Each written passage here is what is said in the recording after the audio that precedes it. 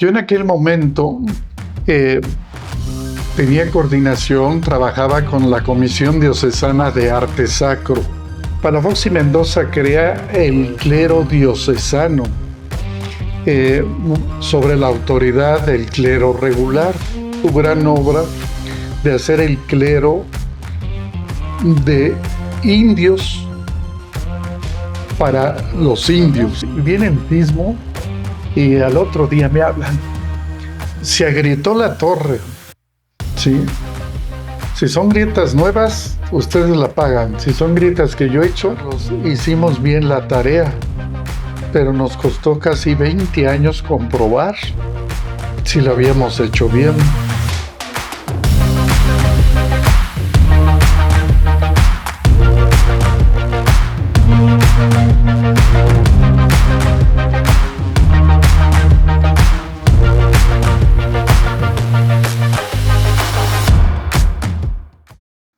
Hola, ¿qué tal? Soy Mario Cuan. Bienvenidas y bienvenidos a nuestro podcast Legados Icónicos con Oxical, segunda temporada. El podcast donde escuchamos historias que nos inspiran a conservar el patrimonio cultural y natural. Más de 40 años de historias. En esta ocasión tenemos el lujo, el placer de contar con un invitado de lujo, el doctor Moisés Morales Arizmendi, que nos recibe en sus oficinas. Muchas gracias por recibirnos, doctor. Es su casa. Muy bienvenido. Y gracias por aceptar esta invitación. No, estamos en esto. Hoy nos acompaña el arquitecto Moisés Morales Arizmendi, especialista en proyecto, construcción, restauración y supervisión de inmuebles. Es licenciado en arquitectura por la UAP, maestro en ordenamiento del territorio y doctor en arquitectura con especialidad en restauración de monumentos por la Universidad Autónoma Benito Juárez de Oaxaca. Con más de 40 años de trayectoria, ha sido catedrático en la Facultad de Arquitectura de la UAP desde 1981, impartiendo clases en licenciatura y posgrado, además de asesorar numerosas tesis. Su experiencia profesional incluye la restauración de templos, capillas y edificios históricos, como la Capilla Real de Naturales en Cholula, el Santuario de los Remedios, el Conjunto Palafoxiano y la Biblioteca Palafoxiana, así como proyectos de vivienda, naves industriales y espacios comunitarios. También ha trabajado en la Comisión Diocesana de Arte Sacro durante casi 3 décadas, participando en importantes obras de conservación y rescate del patrimonio religioso en Puebla y Oaxaca. Hoy tenemos el gusto de conversar con él y conocer más sobre su trayectoria en la arquitectura y la restauración del patrimonio histórico de nuestro país. Doctor, el santuario de Nuestra Señora de los Remedios es una de las postales, sobre la pirámide de Cholula, sobre la Gran Pirámide, es una de las postales más vistas y más representativas de México en el mundo. Sí. Y está ahí gracias a expertos como usted que han participado en su intervención. ¿Nos podría platicar un poco de esa experiencia? Sí, cómo no. Yo en aquel momento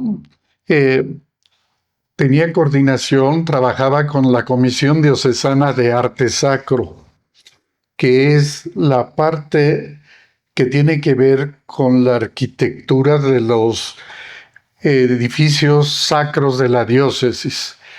Entonces viene el sismo de 1999 y por primera vez el patrimonio histórico se ve severamente dañado. Entre ellos, el Santuario de los Remedios, que vamos a tocar el tema.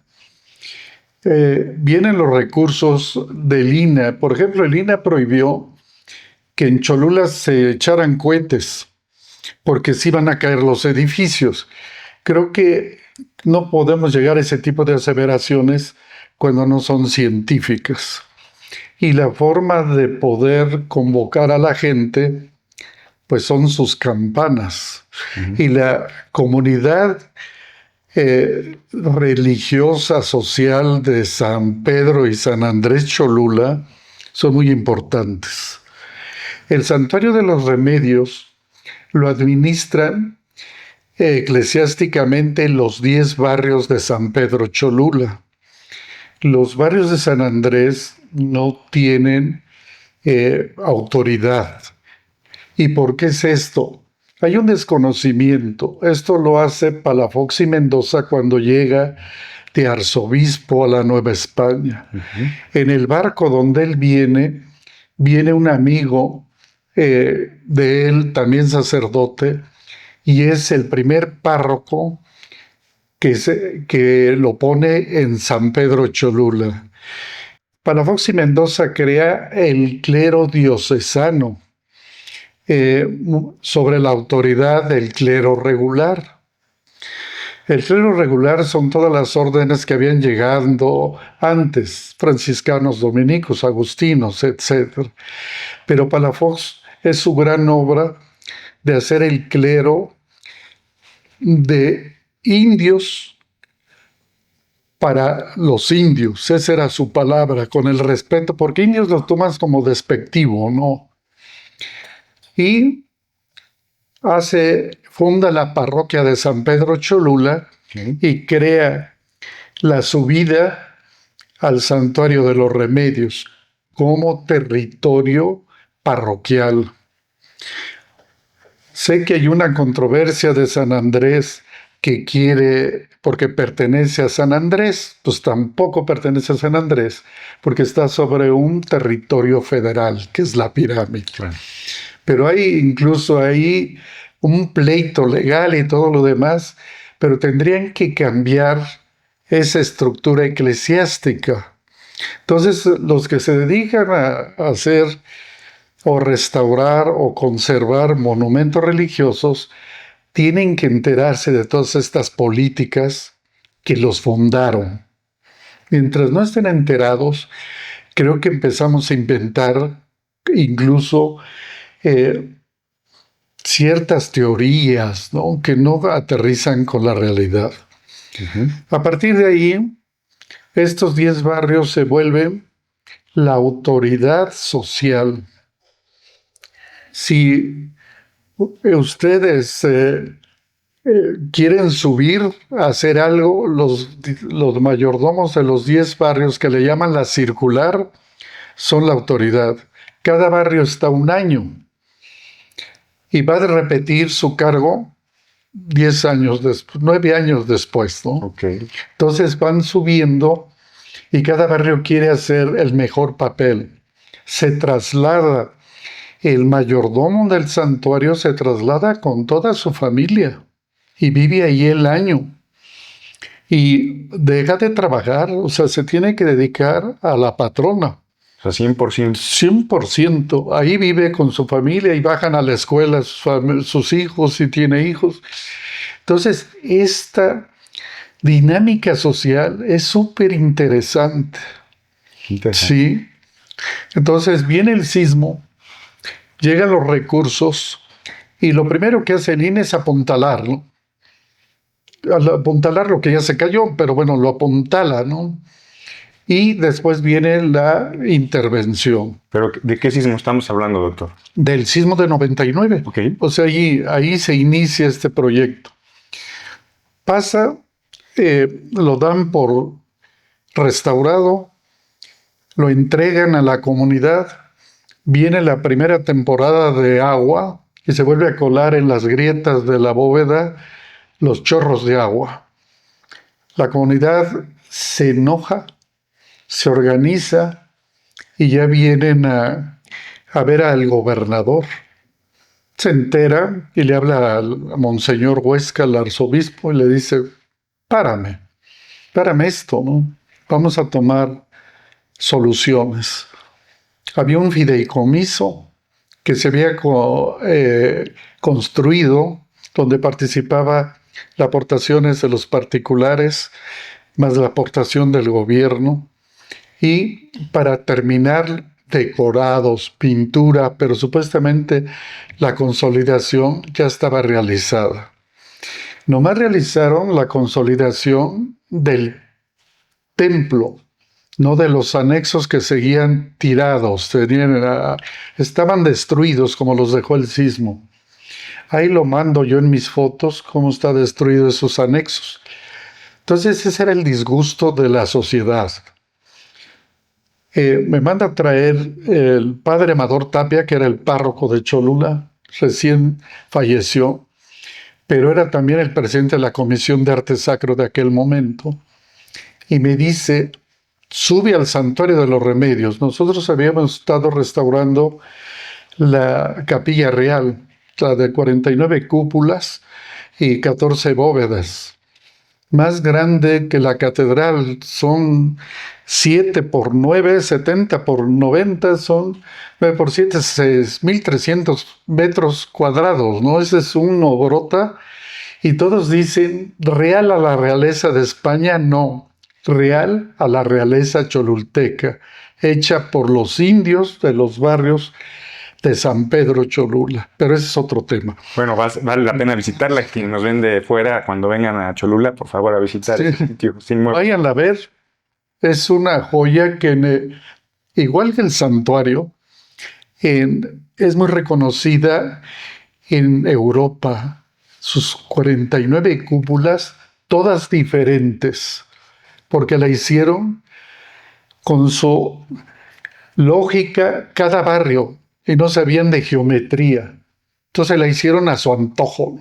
Buenos constructores, pero hay unas que están chaparritas, ninguna tenía la media circunferencia. Se dañó. Bueno, ahí me dice, súbete al santuario. Digo, no, yo no me subo. No, ¿cómo no?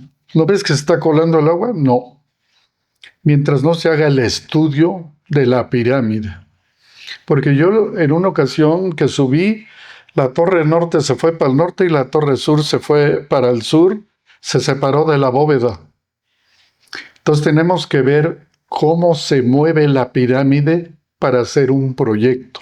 Sí, porque es un caso muy atípico, donde un templo está encima de una pirámide de otra temporalidad. Sí, es una pirámide, ¿no? No es... entonces ahí...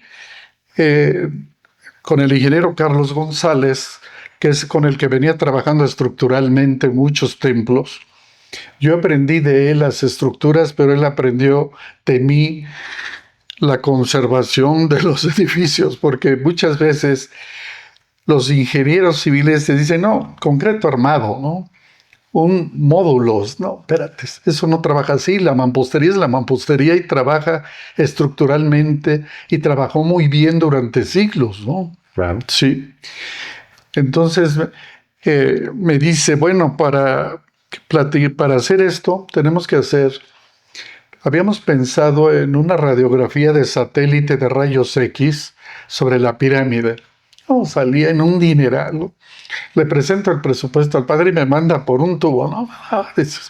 ¿Quién te va a dar esto? Piensen. Entonces le digo a Carlos, pues no, nos batearon, ¿no? Entonces dice, ¿por qué no eso que están utilizando ahora muchos que se dedican a la restauración, los choques eléctricos, ¿no? La onda eléctrica que va de polo A a polo B, y donde la onda se interrumpe, lo registra la computadora, y ahí se hace una cala. Puede haber un entierro, puede haber una mampostería, puede haber un hueco. Entonces, eso en aquel entonces era un presupuesto en números redondos de 900,000 pesos. Y sí lo aprobó el fideicomiso. Okay. Para hacer el estudio. El estudio. Previo a la intervención, sí, para poder tener una lectura correcta. Sí, no. Y se aprobó, pero metimos el proyecto al INAH como balazos eléctricos. Entonces, en la sección de monumentos no quiso aprobarlo. Y nos ven entrar, ya sabía de la reunión, y fue el delegado, fue el sub. Y me dice, si vienen con sus balazos, váyanse por donde vinieron. No le digo la palabra. Y nos quedamos así, ¿no? Entonces ya nos acercamos, le digo, a ver, arqueólogo, permítame explicarle.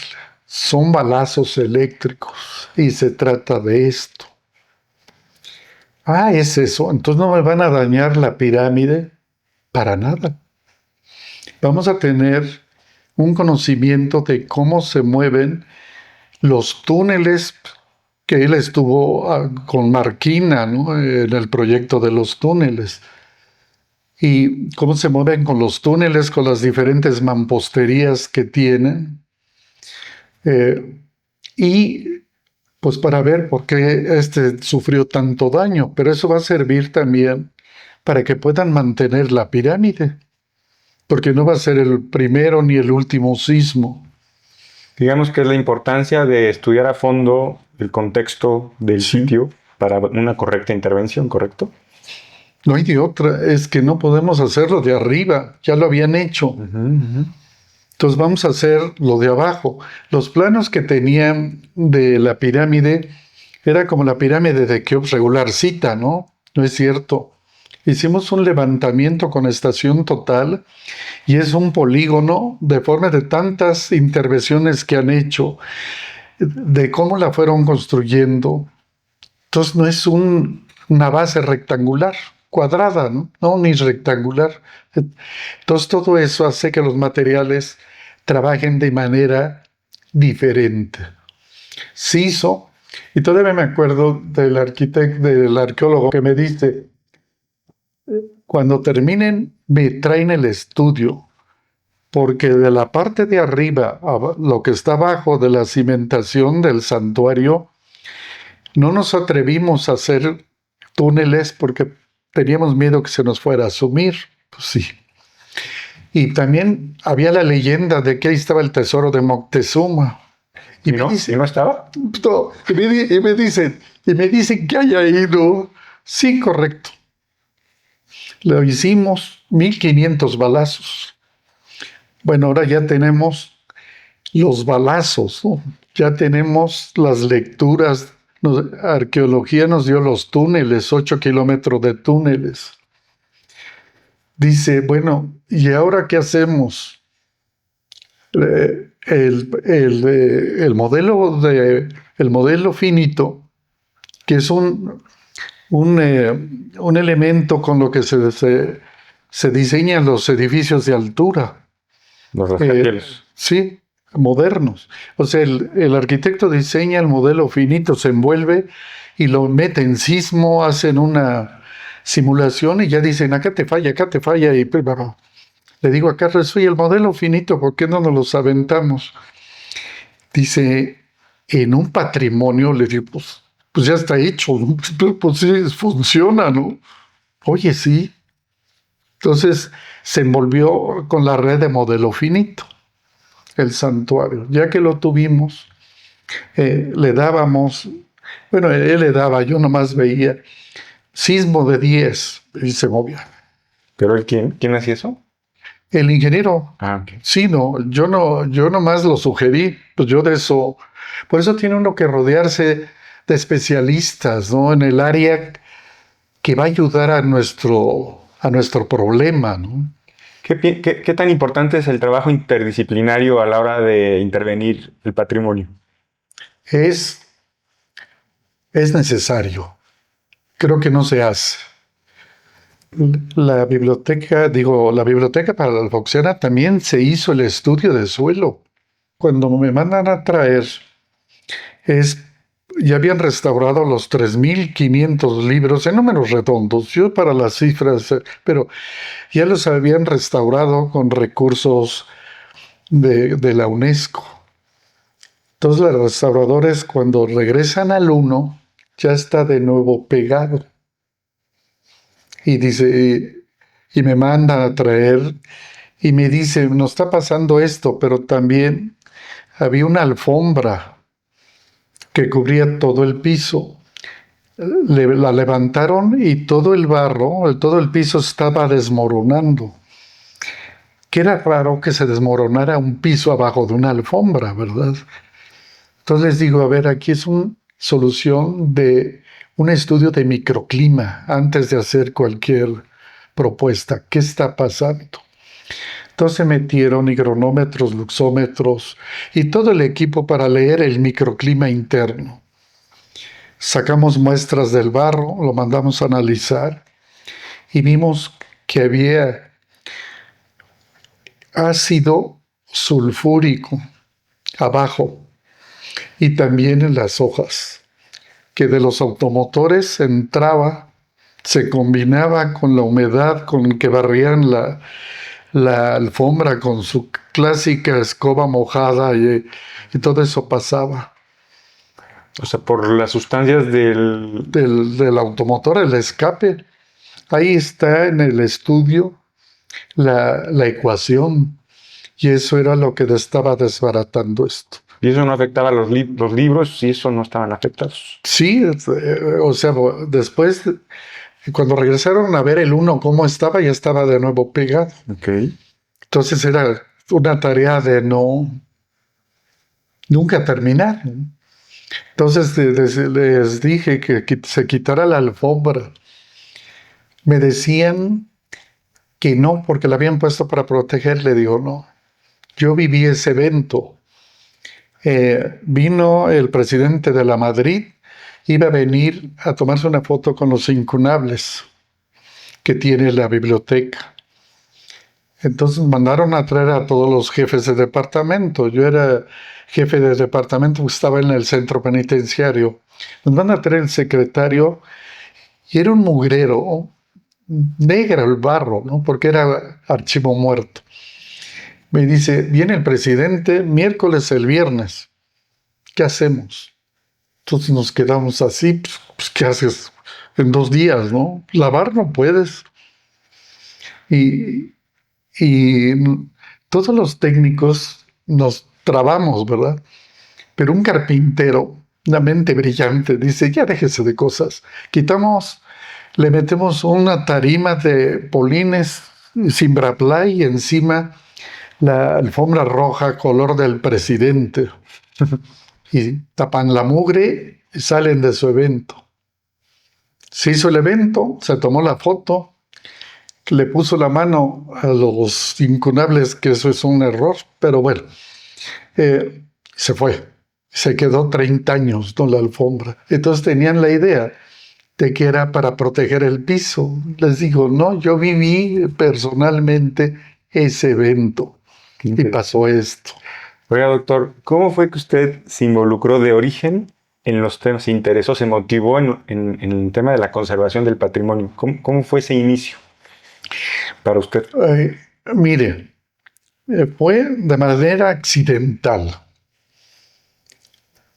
Con el padre Amador, mi primera obra que terminé fue el edificio del templo de Guadalupe Volcanes, el edificio donde están las oficinas de la parroquia. Okay. Esa fue mi primera obra. Todavía no me titulaba, pero a mí me pidieron que yo supervisara la obra. Okay. Y al final yo la terminé. Ahí la entrega al padre Amador y pide que lo manden de párroco a Cholula. Y entonces ahí me empezó a decir, vete a ver este templo que está cayendo en Juan de la Fregada. Uh-huh. Te digo, eso no es lo mío, que vayas.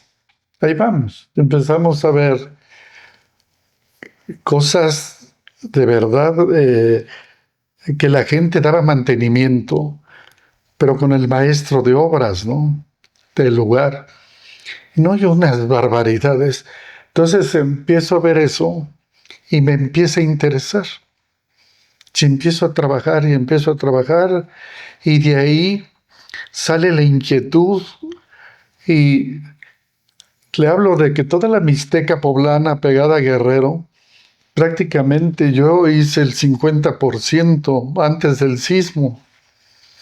Cuando viene el sismo... Del 99. Sí, de 99. Cuando viene el sismo, recuerdo que estábamos consolidando en Santiago Mitepec.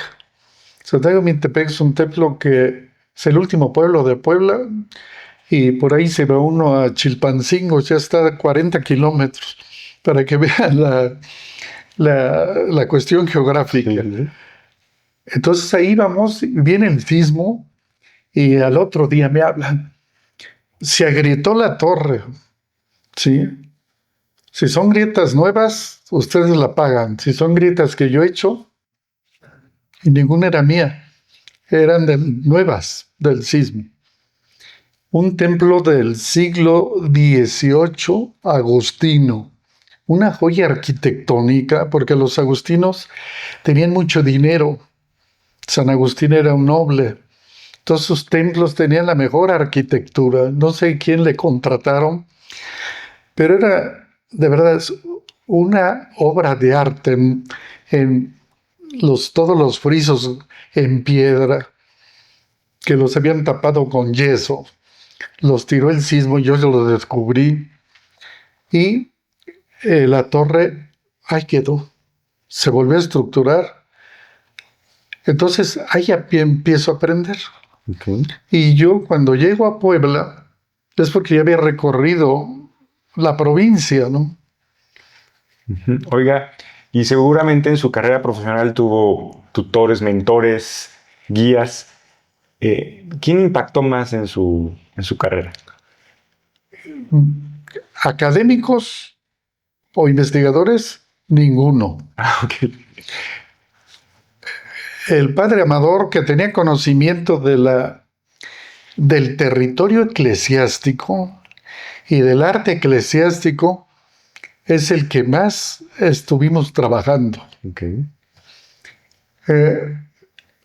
Creo que empezamos a crear un sistema y yo siempre con mi equipo, el ingeniero Carlos, que tengo con él trabajando cerca de 35 más años, y nunca entré solito diciendo, yo sé. No, yo no sé. Y este templo está cayendo por algo. Malas intervenciones. Les pusieron a las torres esos flejes de acero o cadenas que a la hora del sismo lo único que hicieron fue cortarlas y las torres se vinieron abajo. Que pensaban que con eso la gente de la población los iba a reforzar. No, los tiró hasta este evento. Entonces todo eso le va dando una enseñanzas, ¿no? Claro, la práctica, ¿no? Sí, la práctica. Experiencia, los errores, Sí. los aciertos. Oiga, doctor, y usted durante 40 años fue, 4 décadas, fue catedrático de la Facultad de Arquitectura de la UAP, de la Sí. Benemérita Universidad Autónoma de Puebla. ¿Qué le ha dado mayor satisfacción como docente? Como docente es que yo les enseñaba la vida práctica a mis alumnos. Creo que una carrera como arquitectura no puede ser nada más de conceptual. Y escogí yo mis horarios de 7 de la mañana a 10 de la mañana, el primer horario. O 7 de la noche, 10 de la noche. Entonces, llegaba yo a abrir cuando me tocaba o llevaba yo a cerrar la facultad. Pero creo que hoy me encuentro a mis alumnos. Que son muchísimos. Sí, y Centenares. me tratan bien. En el área profesional. Sí. No sé, los otros no me los he encontrado. Me encontré el otro día, por ejemplo, un alumno que llegó enfrente de mi casa a ver un doctor que es mi vecino. Salgo y me dice, ¿qué arquitecto? ¿A poco usted vive acá? Sí, tú, soy su alumno. ¿Y qué andas vestido con traje médico? No, dice, soy terapeuta. Entonces, él no la hizo en arquitectura, ¿no? Pero se acuerdan, yo nunca los engañé.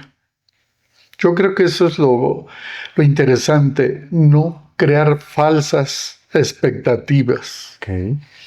Yo incluso a todos mis grupos les decía, yo trabajo afuera. Si alguno de ustedes sale y va a ser mi competidor afuera, me va a quitar si sabe más que yo. Si no, no los voy a dejar pasar. Así es que pónganse a estudiar. Ya no hay de otra. Eso es, creo que lo más satisfactorio en un docente, ¿no? Claro. ¿Y usted dio clases de arquitectura también en temas de restauración en la maestría? En la maestría usted me fue a dar una primera plática y ahí nos conocimos. De hecho. Ya tiene como 10, 15 años. Como 15. Sí. Sí, en la maestría de conservación del patrimonio edificado. Esa maestría, cuando yo fui secretario de posgrado, ningún posgrado tenía PNP, porque nunca se había dedicado a construir los indicadores para programas de calidad. Entonces mi primer objetivo fue hacer los PNP. Y lógico que con la academia tuve choques, porque hay que ser exigente, ¿no? Okay. Pero armamos, y en un año de que yo llego, el doctorado en procesos territoriales es PNP. Yo hacía el campanazo, ¿no? Okay. Y después la maestría de urbanismo la hicimos como una sucursal del doctorado. Entonces inmediatamente, a los 6 meses, 7, ya era PNP. Y ahí me manda a traer la vicerrectoría de posgrado. Y la doctora encargada me dice, de las otras 3 maestrías, con todos los indicadores que tenemos, ninguna es salvable. Okay. Tenemos que... Entonces, ¿cuáles? Le digo, pues la de conservación. Y la volvimos profesionalizante. ¿Eso significa? Que no era... Es un núcleo donde no hay puro investigador. Okay. Una parte es de investigación y otra parte son de técnicos, aunque no tengan el grado, que trabajen en el patrimonio. Okay. Entonces, metimos al ingeniero Carlos, metimos al arqueólogo Arnulfo Allende, metimos a una monjita que era maestra en iconografía. Mire. Religiosa, pues sí. Y por primera vez en muchos años llegó a dar clase vestida con su hábito. A la UAP. Así, A la UAP. a la UAP. Muy capaz la madre Guadalupe, ya falleció. Pero bueno, con eso se hizo. Las otras no pasaban. Se quitaron. Okay. Bueno, me atacaron de que era el destructor del posgrado. Bueno, cada quien hace un papel y ahora pues son todos los posgrados están en PNP, que nadie lo había logrado en 25 años. Doctor, tuvimos el sismo de 1999 en Puebla. Sí. Y luego tuvimos el de 2017. La pregunta es, ¿qué demostramos haber aprendido de la experiencia del 99? Bueno, teníamos seguimiento de la pirámide. Carlos monitoreaba los sismos. Oye, hubo un sismo de 4.8. ¿Está bien el santuario? Sí, está bien. Entonces, cuando llegue el del 17, se caen nada más los cupulines. Y no le pasa nada a la bóveda, no le pasa nada a las torres. Entonces le digo a Carlos, hicimos bien la tarea, pero nos costó casi 20 años comprobar si lo habíamos hecho bien. En el santuario también se metió el modelo finito y con eso cambiamos materiales, pero trabajan en esa dinámica de cómo se tiene que mover todo el santuario. Cuando llegó el sismo del 17, doctor, usted presidía el Consejo Ciudadano del Centro Histórico de Puebla, donde estuvo años y presidiéndolo algunos. ¿Cómo fue esa crisis, no? Fue una crisis. No sabían qué hacer ante tanto daño y tan fuerte, ¿está usted de acuerdo? Exacto. En todo el estado creo que pegó más que el de 99. Por supuesto. Oiga, pero primero, perdón que interrumpa, pero ¿qué es el Consejo Ciudadano? Como para que nuestra audiencia ubique. El Consejo Ciudadano nos organizamos para visitar lo que es el centro histórico. Uh-huh.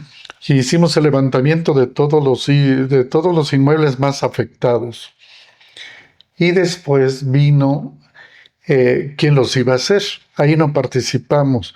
A mí me invitaron a la Santísima y las Madres Jerónimas, que ya había trabajado yo con ellas, pidieron que yo les hiciera su restauración de su convento.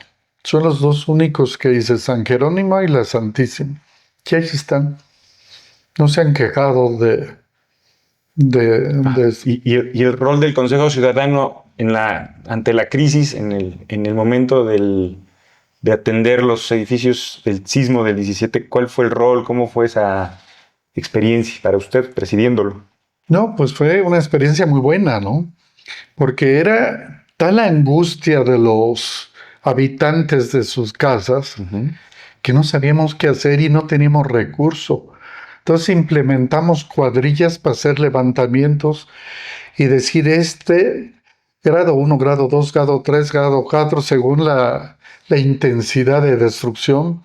Entonces hicimos el censo, que sirvió mucho para que las autoridades tomaran cartas en el asunto.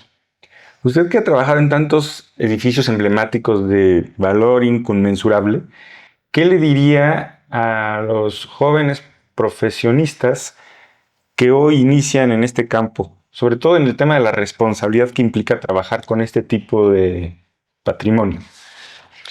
Que primero, no es nada más ver lo que sabe uno como restaurador, que por lo regular somos técnicos. Muchos se quedan en la investigación, también no es bueno. Hay que ver la práctica y la investigación y rodearse de especialistas. Arqueólogos, historiadores, ingenieros que sepan, porque han metido marcos rígidos a los templos, ¿no? Que ese es un error. Los materiales adecuados. Sí, las nuevas técnicas de conservación que se tienen a nivel mundial. Eso es lo que se deben de enseñar en los posgrados, porque los hacen muchos y muy buenos investigadores, pero yo he visto, por ejemplo, uno que me causó mucha, pues, ese templo agustino, se cae el cupulín, se abre. San Agustín, ajá. Sí, el de Santiago Mitepec, ahí en la Mixteca. Ese que yo restauré, el cupulín se abre en la torre y llego un día, no le voy a decir nombres, pero me dicen, estaba yo muy pendiente porque me hablaba la comunidad, vaya usted, le digo, yo ya no voy, es un viaje de 5 horas, yo no voy. Entonces me dicen, bajé el cupulín porque pesaba mucho. Le digo, qué lástima que el arquitecto del siglo XVIII, sin tanta tecnología, lo haya hecho y pesa igual que ahora. Ahora con tanta tecnología lo bajes porque pesa mucho. No, pues se puede destruir el patrimonio de esa manera. Entonces ahí se ve un faltante de gente que sepa realmente de esto. Cúpulas de unicel. O sea, no digo quién, pero ¿cómo una cúpula de unicel? Esa cúpula de unicel se va a degradar. Esa cúpula de unicel va a dejar pasar el agua. Entonces, cuando se gasta en ese tipo de cosas, es no saber cuál es el problema del enfermo, ¿no? El problema del enfermo es un templo de 300 años, de 400, 200, no sé. Y de ahí la importancia del diagnóstico, ¿no? Sí. Como un enfermo, el médico pues diagnostica perfectamente bien al edificio en este caso. Sí. La biblioteca hicimos excavaciones, metimos hasta 30 metros de profundidad en el patio, en la cara sur de la biblioteca, y encontramos huecos y huecos. ¿Y cuál es la explicación? Eran los manantiales que abastecían el valle. Todo el agua que se iba a esas cuencas. Hoy se secaron porque pavimentamos. Ahora ya nos baja al subsuelo, se va a los drenajes. Pero eso nos sirvió para ver el comportamiento de la palafoxiana. Por ejemplo, el Erasto Cortés, que da la 7, está transversal y le metieron un marco rígido. Entonces, cuando los sismos pegan sobre la cara sur de la biblioteca. Entonces, todo eso lo veían. Efecto cuña, ¿no? Sí. Por eso la torre de la Catedral Sur no tiene campanas, porque abajo había un manantial que daba agua a los vecinos de aquel entonces ciudad de Puebla. Entonces, ahora son esos huecos que también están afectando las estructuras en los edificios históricos. Se quedaron sin el equilibrio del suelo que tenían de origen. Entonces, ahí hay que trabajar. Ahí hay que ver lo que está pasando abajo, porque vemos los daños de donde pisamos para arriba, pero son efecto de lo que está abajo. Justo hay grandes retos. De hecho, este podcast lo miran afortunadamente desde varias latitudes, incluso otros países. Sí. Sin embargo, Puebla pues nos une de varias maneras a usted y a mí, doctor. Primero estudiamos en el mismo colegio Benavente. Sí. Sus primos eran mis vecinos pared con pared. Y el amor por Puebla nos une. Pero entonces, desde su perspectiva, ¿cuáles son hoy los mayores retos, desafíos para conservar, por ejemplo, el centro histórico de Puebla? Que realmente las autoridades razonen bien cuáles van a ser sus acciones. Yo invité a muchas universidades extranjeras, entre ellas Florencia. Roberto Sabelli era un doctor que le interesaba mucho el patrimonio, entonces sus vacaciones se las pasaba aquí en México. Y él me decía, ¿cómo es posible que ustedes, su centro histórico lo delimiten por una línea legal? Y los límites en una calle, acá no es centro histórico, y acá es centro histórico. Y va en medio, ¿no? La línea. Para él le causaba mucho ruido, porque las zonas de protección al centro histórico van después de esa línea, pero se está destruyendo patrimonio histórico porque ya no forman parte del contrato que se hizo con la UNESCO, no es una cuestión legal. Ok. Sí, entonces dice, ustedes están mal. Allí en Florencia es la muralla, adentro es centro histórico y afuera que se hagan bolas. Yo no los entiendo a ustedes. Dice, por eso, cuando el marco legal se maneja a discreción, se acaba, ¿no? Esa protección. Sí, estamos de acuerdo. Entonces yo creo que en eso deben de trabajar las autoridades. ¿Cómo van a respetar lo que se pactó? Para que no haya tanta destrucción, ni ahora se tiran el edificio atrás y dejan la fachada. Por favor. Sí, están destruyendo el patrimonio. Y no se trata eso de hacer en un centro histórico de la calidad del de la ciudad de Puebla. Entonces, hay mucho, tanto autoridades como investigadores, como académicos, que necesitan trabajar en conjunto y dejarnos de estar peleando, porque nos destrozamos, ¿no? Yo mi pasar por por la presidencia del Consejo del Centro Histórico fue siempre en contra de mucha gente que se decía protector del patrimonio. Entonces eso desgasta, eso hace que las autoridades jueguen con nosotros. Bueno, si alguien lo puede decir es usted, porque usted ha sido, pues, ha practicado, digamos, en el ejercicio, en el sector privado, en la entidad privada, ha sido funcionario público, ha estado en la comisión de Consejo Ciudadano, en la comisión arquidiocesana, en la academia. Entonces usted tiene una experiencia y una visión holística de esto. Entonces la pregunta es, ¿qué debería suceder para alinear intereses y objetivos de todos los sectores en favor de la conservación del patrimonio? Que no haya intereses políticos ni económicos, que el interés sea el patrimonio. Y que sobre ese interés del patrimonio vengan las acciones. Y le pongo de ejemplo el Santuario de los Remedios. 10 barrios respetan su patrimonio. No dejan que toque nadie esto. Tienen que autorizarlo ellos. Eso es trabajar en pos del patrimonio. Entonces eso es lo que falta. Yo me encontré, no nada más en Cholula, en toda la diócesis de Puebla, cómo las comunidades mantienen su patrimonio religioso, con una fe ciega en conservarlo. La actitud de los mayordomos, la autoridad de los mayordomos, pero sostenida realmente por un pueblo.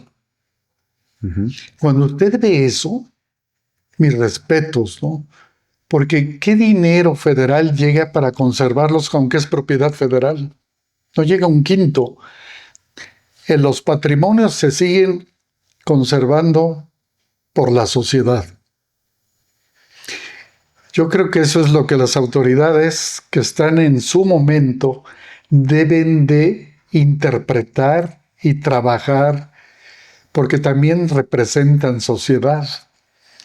Cuando se separa la autoridad de lo que la sociedad quiere, lo que quiere proteger, creo que la sociedad pasa a ser un agente negativo. Y eso es lo que hemos estado viendo en muchas autoridades, ¿no? Inclusive llegan recursos de Estados Unidos de nuestros paisanos que mandan para sus pueblos de origen. Sí. Dólares. Llegan dólares. En la Mixteca a mí me pagaban con dólares. ¿Ah, sí? Sí. Y no quieren entrar a los bancos. ¿Por qué? Pues no sé qué desconfianza le tengan, pero no tienen esa cultura, ¿no? Pero llegan los billetes de $1, ¿no? De la propina, ¿no? Entonces es magnífico trabajar con estas gentes. La cal la aprendí yo allá en Mitepec. Okay. Ahí el maestro albañil era el Tatiasca, ¿no? Del lugar para la construcción. ¿En qué año más o menos fue? Sí. ¿En qué época? ¿En qué año? 1998, Okay. cuando empezamos ahí. Un año antes del sismo. Y me acuerdo que me presentan al maestro y me dice, pero aquí la cal la hacemos nosotros. Oh, sí, mis respetos. Incluso ni había cal ni cemento había, porque no hay, tenían que ir hasta Cuautla por ello, ¿no? Y le digo, sí, maestro. Le digo, pero me lleva usted a ver su cantera de cal. Dice, ¿para qué quiere? ¿Cantera para mampostería? ¿Cantera para acabados? No, pues la de mampostería, pues su templo está a puntos, se desestructuró, ¿no? Entonces es Y él apagó la cal. Él hizo la tina, vació los viajes de cal en piedra, y él la estuvo tratando hasta que me dijeron, ya, ven luego mientras yo avanzo en el proyecto. Y ya tenía yo mi cal. Sale con esa, reconstruimos, ¿no? Lo que ahora dicen que pesa mucho. Pero bueno, son diferentes visiones, ¿no? Y ahí fue su encuentro con la cal. Sí, ahí fue un encuentro. ¿Y qué fue de ese maestro? No sé, él se enojó mucho conmigo, porque yo le cobré al pueblo más barato lo que él cobraba. Entonces me dieron la obra a mí. Y él iba a checarme, no crea que... No, le checa, ¿no? No, y preguntaba yo porque pues estos maestros que conocen de la cal Sí. son los que hoy pues son muy necesarios. Sí. Y parte del quehacer cotidiano es transmitir los saberes de la cal. Sí, él lo dominaba, porque lo hacía no todos los días, pero él había construido las obras de Mitepec con cal. Y pues me daba clase y yo lo aceptaba. Claro. O sea, yo no era la enanita, ¿no? A ver, vente, para que aprenda yo. Sí. ¿Y qué opina de esta realidad en la que siendo un material milenario la cal, que además es muy vigente, haya tan poca investigación y rigor, estudios, interés en investigar en el material. ¿Qué opina de esto, de este vacío? Pues hay un vacío desde que apareció el cemento, ¿no? Sí, estamos de acuerdo. Sí. Y antes todo se construía con cal. Yo a mi padre vi cómo pintaba con cal sus muros. No. Yo vi, no era albañil, pero bueno, era la cal y el chulo, ¿no? Ajá. El que predominaba. De repente empezó a cambiar todo esto, ¿no? La cal dejó de existir. Pero para los edificios que se construyeron de esa manera, ahí está, existente, ¿no? Entonces hay que saberla aplicar. Bueno, ahora ya la paga Oxical, ¿no? Pero antes se la teníamos que pagar nosotros, ¿no? Y da mucho resultado. Una pregunta, ¿cómo motivar a las nuevas generaciones, porque nos siguen muchos jóvenes, cómo motivarlos a que se especialicen en la conservación del patrimonio histórico desde sus diferentes disciplinas? Llevarlos a obra, que es lo que no están haciendo los posgrados. ¿Sí? Yo ningún posgrado de conservación, restauración que conozco hace eso. Por ejemplo, cuando dejamos la planta de investigadores y más los profesionistas, eran más que los investigadores para el programa, sacaron a todos los prácticos. Un arqueólogo le enseña a usted mucho, si está usted de acuerdo. Claro. Sí. La monjita, yo le aprendí de sus lecturas de las imágenes, de las molduras, que ningún libro de ningún especialista me había explicado en poco tiempo lo que él ya veía, ¿no? Pero es su mundo. Son especialistas en eso y además estudian, ¿no? Por supuesto. Entonces, hay que buscar que el joven busque especialistas.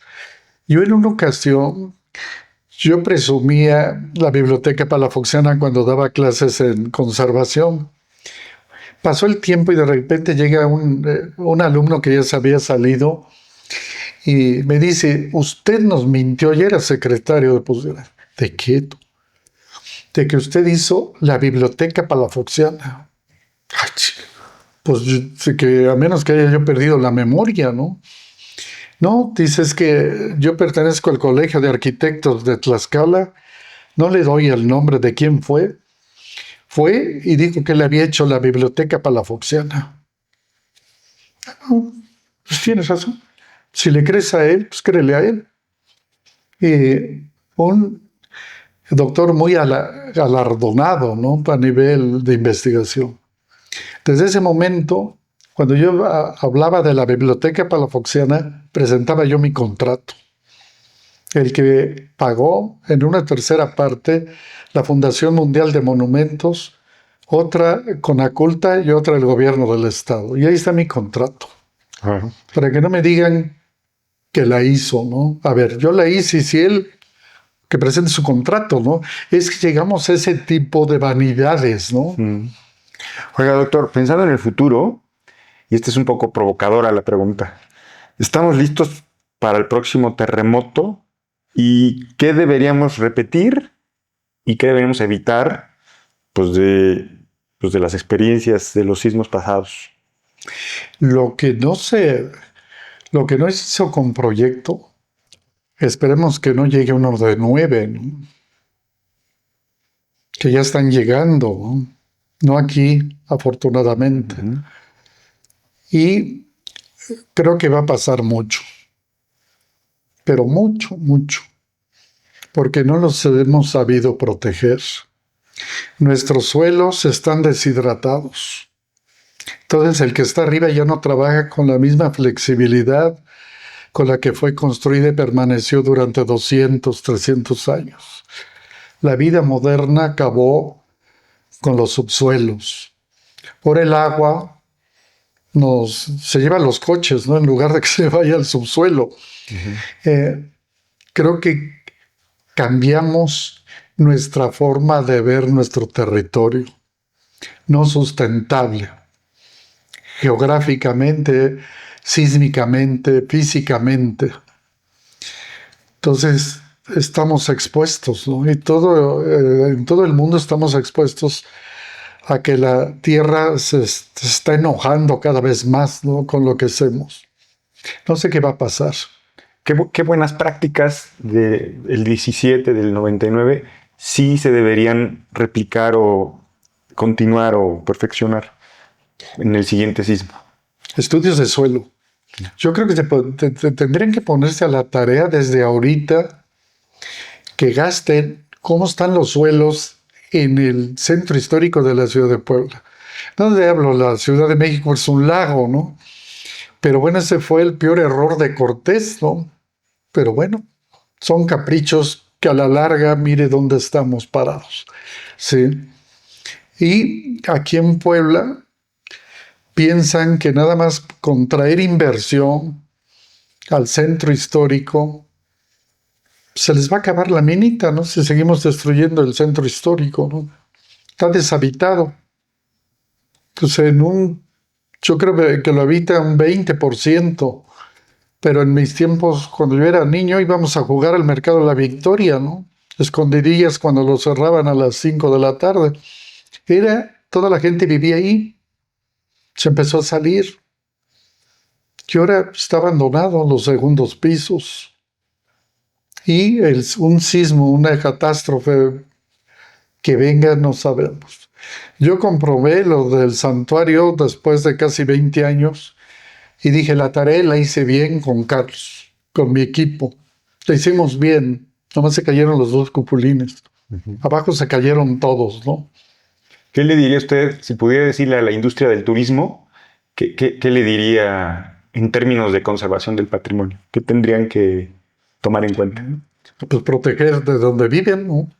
Inviértanle, pero inviértanle bien, no inviértanle con gente que vive el momento, ¿no?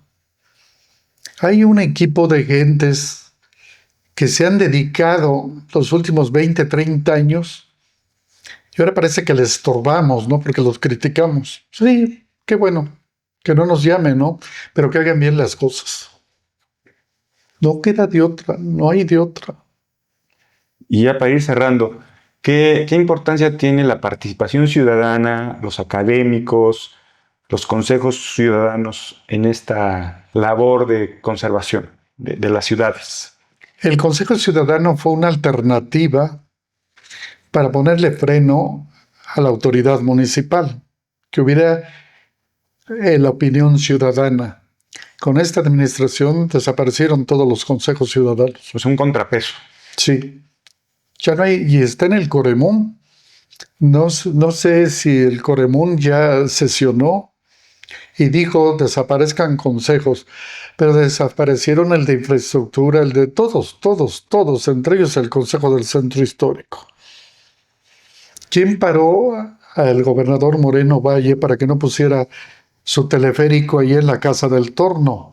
El Consejo del Centro Histórico, que se fue a todas las instancias, ¿no? Y por eso no hizo su teleférico de aquí hasta allá arriba, ¿no? Y la Casa del Torno mandaron a traer al que estaba a cargo a que recogiera los escombros y la armara, ¿no? Eso fue, ya no la armó igual, pero por lo menos quedó la portada y ahí sigue la Casa del Torno. Y en otras ciudades, en otros centros históricos también relevantes, ¿existe esta figura del Consejo Ciudadano? No tengo idea. No, ahí sí no le mentiría. Yo platiqué, por ejemplo, con Roberto Sabelli y creo que no existe, pero ahí son muy respetuosos en Florencia, ¿no? Toda Europa es muy respetuosa de su patrimonio histórico. Si usted va, por ejemplo, fue a Cuba a dar unas pláticas, creo que ahí no hay tanto interés, ¿no? Les preocupa La Habana, pero está que se sigue cayendo, no lo invierten, ¿no?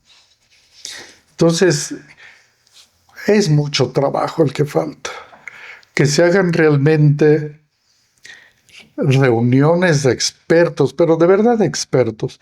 Yo en el santuario, en la pirámide de Cholula, del efecto del sismo del 17, tiene una rajadura en la parte poniente, la que da San Pedro.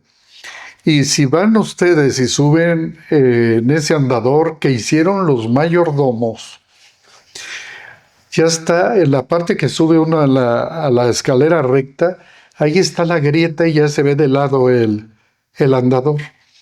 Ahí hicimos el proyecto. Nos dilatamos casi 2 años para que nos los autorizara el Consejo Nacional de Arqueología, porque era meter unas anclas para sostener la grieta. Se autorizó. Cuando hubo el recurso, no lo quisieron hacer. A mí me bajaron, vámonos. Y se quedó en proyecto. No sé qué va a pasar en ese sismo, si esa cara se va para de este lado. Espero que no. Pero está en riesgo por malas intervenciones. Los edificios que se cayeron, por ejemplo, en San Andrés Cholula se cae la cúpula en el 99. Templo franciscano, que los franciscanos nunca pusieron cúpulas. Eran techumbres de madera. Entonces rompen el módulo y meten una cúpula oval. Ahí la geometría trabaja, ¿no? Por algo las hicieron circulares. Se vino abajo. Ahorita es de poliestireno, ¿no? La cúpula. San Francisco Huilango, otro templo franciscano, quitaron la techumbre y metieron una bóveda con su cúpula. Se vino abajo toda la bóveda y toda la cúpula. Y lo único que quedó fue la capilla abierta original que hicieron los franciscanos. Y después hicieron lo que resta, ¿no? Entonces, cuando usted ve eso, que también se equivocaron los anteriores, bueno, lo hacían a lo mejor de corazón, pero ahora ya hay gente preparada, ¿no? Decimos. No, Entonces, ya que se pongan a trabajarlo. hay mucho por aprender. Sí. Para cerrar, doctor, como solemos hacer en Legados Icónicos, les pedimos a nuestros invitados que rematemos si podría compartir 3 consejos o 3 sugerencias, sobre todo para las generaciones más jóvenes que ya están interesadas en estos temas y los que vendrán. 1, que estudien en los suelos. Así. Antes que hacer otra cosa, ¿por qué lo que pasó arriba? Algo allá abajo. No pasó arriba, pasó abajo. Algo le metieron, algo hicieron mal. Sí. 2, que una vez que estudien el suelo, que estudien la estructura y que vean los daños si son compatibles con las capacidades del suelo o no, ya están alteradas. Y 3, que utilicen la tecnología. Todavía me he encontrado, cuando estaba yo en cultura en la Palafoxiana, que la encargada de patrimonio, una colega de la universidad, le dijo al secretario: te quieren vender espejitos. Cuando una persona que se dice preparada con el título dice que queremos venderle espejitos porque estamos utilizando nuevas tecnologías, creo que ya pasó esa etapa. Cuando se tienen sonorradares, cuando se tienen escáneres, cuando se tienen un chorro de instrumentos tecnológicos antes de llegar y romper. Eso de que la restauración se halle con cincel y martillo es de los años 30, de los años 40 y muy respetada. Ahí están los libros de Chanfón, que nos dice cuáles son los cinceles adecuados. Eso se leían. Pero ahora ya, si baja usted 40 metros y ve que pasa 40 metros de profundidad, ya sabe usted si va a rellenar un hueco o qué va a hacer, ¿no? Muchas gracias. Entonces, eso yo le diría grupos interdisciplinarios, especialistas. Hay muchos especialistas. Yo he visto sus podcasts, por ejemplo, eso de las cimentaciones franciscanas, ¿no? Oye, si hay gente que ya estudió eso, ¿por qué no lo invitan? Oye, ven a ver que aquí la catedral se está sumiendo, ¿no? De Puebla. Pues ya tienen la experiencia, ¿no? Y dejar ya de esos egos, de que yo lo sé, tú no sabes nada, yo no sé nada. O sea, si yo digo, tú sabes, no, yo no sé. Hay que trabajar. Ahora, cuando yo empiezo en el sismo de 99, el costo de la restauración era por metro cuadrado. Le puso 25,000 pesos el metro. Yo le decía a los del INE, ay, no le digo la palabra, pero ya déjense de groserías, ¿no? Hay que transformar todo ese proyecto a costos unitarios, para que nos veamos serios, ¿no? ¿Cómo que 25 pesos el metro cuadrado de restauración? 25,000, pues no. O sea, tenemos que tomar nuestro papel, ¿no? De acuerdo. Ser restauradores. Yo tenía en la maestría de conservación a la ingeniera Margarita Teutli, ingeniera civil, pero sí iba todo el verano que cierran las universidades de Europa y se van de vacaciones. Ella sí iba porque le abrían el laboratorio de Florencia. Ay, qué bárbaro. Y sí iba a hacer prácticas con su tecnología de ellos. A ella le daba usted una muestra de cal que bajó y le decía de qué siglo era. Y le decía la composición de cal arena y qué más tenía. Se jubiló. Porque ella me dice, ya me voy, doctor. Desde que se fue usted, esto se volvió nada más conceptualizaciones. Y lo mío no es eso. Ya no ayudo yo a la maestría. Se fue. Entonces, sí hay especialistas, pero no queremos que trabajen porque nos hace ruido. Bueno, pues ahí está la invitación para quienes nos siguen, los jóvenes que se especialicen desde su propia disciplina y que miren el patrimonio histórico como una vocación, que es lo que usted ha tenido en estos tantos años y décadas de trabajo por Puebla, por el patrimonio. Le agradecemos mucho todo eso que ha hecho por este país, doctor. ¿Algo más que agregar para terminar? Pues nada, agradecerle que me haya dado la oportunidad. Yo vi sus podcasts, mucha gente muy respetable, mucha gente que pues es muy académica, ¿no? Yo choco con los académicos, a pesar de ser académico, porque a lo mejor yo soy un académico práctico. A mí me tocó esa enseñanza desde el Benavente, en el área de arquitectura e ingeniería. Después, en mis primeros años, que mis maestros, la mitad de mis maestros eran ingenieros y la mitad arquitectos, ¿no? Entonces, eso a mí me marcó. Y yo decía, la arquitectura, no el patrimonio, la arquitectura es práctica, ¿sí? Y las teorías arquitectónicas hay que meterlas a tu análisis práctico. Si no haces eso, o te quedas acá en el mundo conceptual, o te metas en el mundo tecnócrata, que también hay gente de mucho cuidado. Sí. Muy bien, doctor. Pues muchísimas gracias de nuevo por recibirnos en su oficina, por su tiempo, por su experiencia, y gracias a ustedes por seguirnos, por sintonizarnos en este capítulo de Legados Icónicos con Oxical, segunda temporada. Por favor, si les gustó, denle like, síganos, compartan. Y por favor, estén atentos para nuestro próximo episodio de Legados Icónicos, más de 40 años de historias. Hasta la próxima.